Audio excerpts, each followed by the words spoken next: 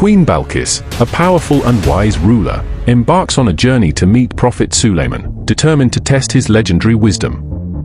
When she arrives, the unexpected happens. Her throne is brought before her in the blink of an eye, a miraculous sign of divine power. As she faces Suliaman's profound wisdom, she is forced to confront her own beliefs, leading to a life-changing decision. Will she cling to her wealth and pride, or will she surrender to the truth she's discovered? The choice she makes could change the fate of her entire kingdom forever.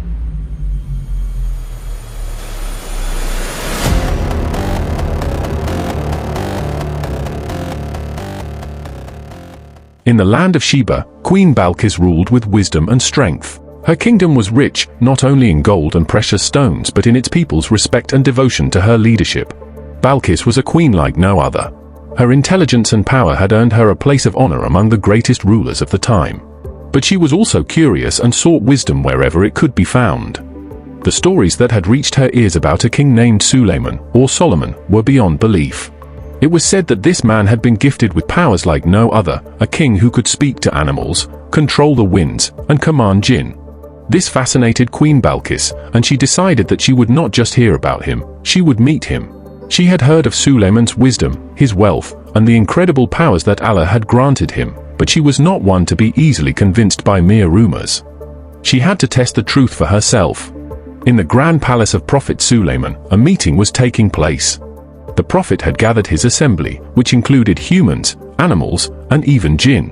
It was a sight to behold, an entire kingdom of beings, all united under the wisdom and leadership of Prophet Sulaiman, who had been granted dominion over them by Allah.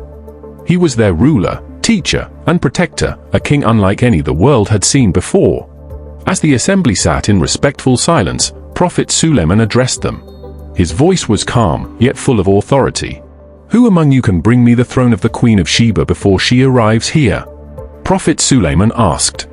The room went silent for a moment. The question was both intriguing and strange.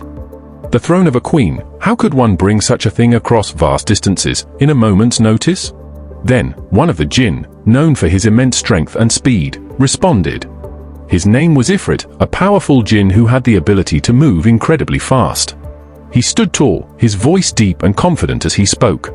"I can bring it to you before you even stand up, O Prophet of Allah," Ifrit said, a slight arrogance in his tone. Prophet Suliaman looked at him, but before he could respond, another voice, one softer yet filled with wisdom, spoke. "I will bring it to you in the twinkling of an eye," said Asif bin Barkiya, a man known for his knowledge of the sacred scriptures, a servant of Prophet Suliaman. His voice was calm, almost serene, and his confidence did not stem from strength but from knowledge of the divine. The prophet turned toward Asif, his eyes gleaming with a sense of curiosity. "Bring it then," Prophet Suliaman replied simply. Without a moment's hesitation, Asif, a man of great wisdom and trust in Allah, closed his eyes and whispered a prayer. He called upon the knowledge granted to him from the Book of Allah. In that moment, the throne of Queen Bilqis appeared in the palace, instantly, right before Prophet Suliaman. It was a sight that left the assembly stunned. The throne, which had been far away in the land of Sheba, now stood before the prophet as if it had been carried by invisible hands. The throne was magnificent, adorned with jewels, golden accents, and intricate carvings that told stories of a great kingdom. Yet, it was not the throne's beauty that amazed the assembly, it was the speed at which it arrived. Prophet Suliaman had asked for it, and in an instant, it was before him, a miracle of Allah's power, a reminder of how, by the will of the Creator, nothing was impossible. The jinn and the other beings in the assembly looked on in awe. Ifrit, who had boasted of bringing the throne first, was left silent, humbled by the wisdom of Allah and the power of knowledge over brute strength. Prophet Suliaman smiled and turned to Asif. "You have proven that knowledge from the Book of Allah is more powerful than any force," he said with gratitude. "This is a sign for us all." News of the throne's arrival spread quickly, and it wasn't long before Queen Bilqis, accompanied by her grand entourage, arrived at the gates of Prophet Suliaman's palace. As she approached, her heart was filled with both curiosity and awe. The journey had been long, and the path ahead was filled with unknowns, but she was determined to see for herself the king whose wisdom had reached her across distant lands. When Queen Bilqis entered the grand court, she was struck by the beauty and majesty of Prophet Suliaman's palace. The air was filled with the sounds of birds and animals, and the court was a place where wisdom and knowledge flowed like a river. The queen's eyes met the prophet's, and immediately she knew she was in the presence of someone unlike any other ruler she had met. Prophet Suliaman, with his serene face and wise eyes, welcomed her and invited her to sit. "I have heard of your wisdom, O Queen of Sheba," Prophet Suliaman said. "But now, we must see if you can understand the true nature of wisdom, the wisdom that comes from Allah alone." Queen Bilqis was no fool. She had come with gifts and treasures, but also with a mind that sought knowledge and understanding. She knew that her visit to Prophet Suliaman was not just a meeting of two rulers, it was a test, one that would determine the depth of her wisdom and her faith. After exchanging pleasantries, Queen Bilqis decided to test Prophet Suliaman's wisdom. She presented him with a series of riddles and challenges, questions that were designed to see if his wisdom could match the stories she had heard. With each question, Prophet Suliaman responded with ease, his answers clear and full of wisdom. His knowledge was profound, and with every answer, Queen Bilqis could feel the truth in his words. She was impressed, not just by his intelligence, but by the depth of his humility and the grace with which he ruled. Her heart, which had once been guarded by pride and power, began to soften. Prophet Suliaman was not just a king, he was a man of God, guided by the wisdom and knowledge that came from Allah. As their conversation continued, Queen Bilqis came to a profound realization. She had come to test Prophet Suliaman, but she now understood that it was not just his wisdom that made him great, but the knowledge he had received from Allah. It was clear to her that true wisdom comes from submission to the one who created everything. As the meeting came to an end, she realized that she had been the one who had learned the most. And so, Queen Bilqis made a decision that would change the course of her life. She turned to Prophet Suliaman and said, "O Suliaman, I see the truth in your wisdom. I submit to the one true God, Allah, for he is the source of all wisdom." And in that moment, Queen Bilqis recognized her faith in the Creator and the strength of Allah's power that had guided her to this encounter. Her heart, once full of pride and curiosity, was now filled with humility and submission to Allah. As Queen Bilqis stood before Prophet Suliaman, her heart was heavy with the weight of her decision. She had come to test him, to understand the truth of the wisdom he had been blessed with. But now, faced with the undeniable clarity of his knowledge, her soul was stirred in ways she could not explain. The grandeur of his court, the magnificence of his wisdom, and most importantly, the deep faith he had in Allah, all pointed to one truth: Allah is the source of all wisdom and power. The queen, who had ruled with great strength over her own land, now realized that her true strength came not from her riches or her kingdom, but from her connection to Allah. Prophet Suliaman had shown her that the greatest of kings is humble before the Creator, and it was this humility that made his rule just and prosperous. "I submit to you, O Prophet of Allah," she said, her voice now filled with reverence. "And I submit to Allah, the one true God who has shown me the path of wisdom." Prophet Suliaman looked at her with a calm smile, pleased with her words. He had seen the sincerity in her eyes, and he knew that this was the moment of change for Queen Bilqis. She was not just a ruler from a distant land, she was a woman who had sought the truth and recognized it when it was revealed to her.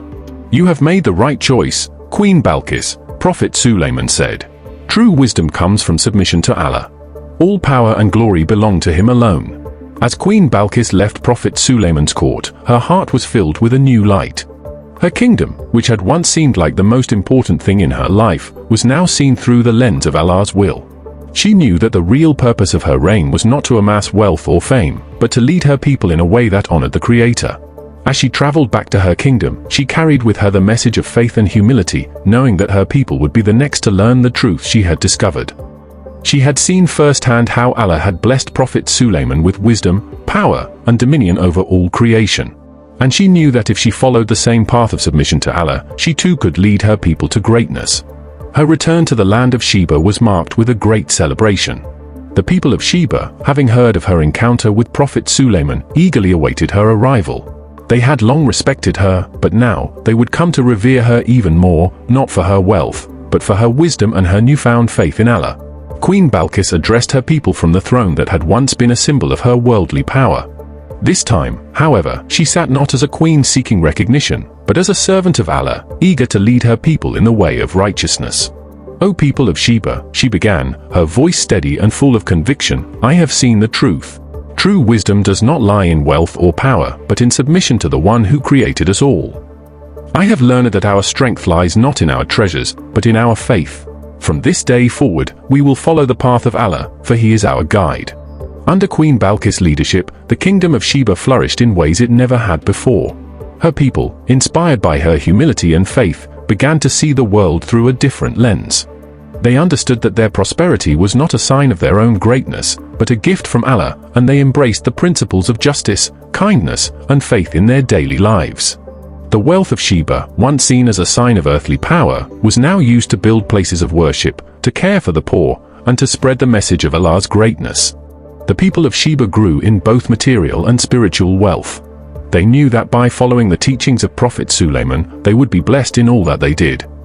Queen Bilqis, now fully devoted to Allah, worked alongside Prophet Sulaiman to spread the message of faith across the lands. Her journey had begun as a search for wisdom, but it had become a journey of spiritual transformation. She was no longer just a ruler, she was a humble servant of Allah, dedicated to the well-being of her people and the fulfillment of Allah's will. The story of Queen Bilqis is one that resonates throughout history. It is a story of a powerful ruler who was willing to set aside her pride, her wealth, and her power in search of something greater. It is the story of a woman who, upon encountering true wisdom, chose to humble herself before Allah and lead her people in faith. Her legacy lives on as a reminder to all of us that true greatness comes from submission to Allah. No matter how rich or powerful we may become, it is humility and faith that will lead us to eternal success. In the Quran, Allah reveals to us that all of His creation is subject to His will. The story of Queen Bilqis and Prophet Suliaman serves as a powerful reminder of this truth. It shows us that wisdom is not about material wealth or power, but about understanding our place in Allah's vast creation and submitting to His will. And I submit with Suliaman to the Lord of the worlds. Quran 27:44. The story of Queen Bilqis and Prophet Suliaman is not just a historical account, it is a living lesson for us all. It teaches us that wisdom is not something we can simply possess, but something we must constantly seek through humility, faith, and submission to Allah.